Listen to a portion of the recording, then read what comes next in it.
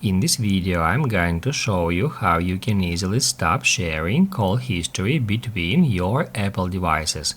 Be sure to watch the video to the very end so you don't make any mistakes. Let's get started, guys, and first off, we need to head over to Settings.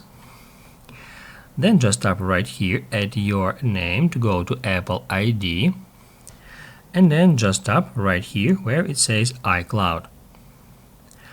After that, tap at Show All. That will show you all the apps using iCloud, and here we are looking for contacts. To continue, we need to turn off this option to stop syncing our contacts between our Apple devices.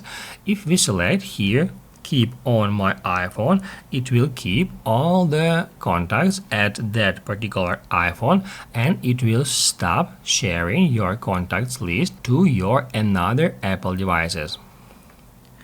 After that, we need to go back to Settings, then go to General, and here we are looking for AirPlay and Handoff.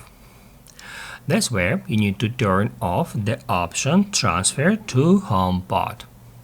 Just tap at that toggle button next to it to turn it off.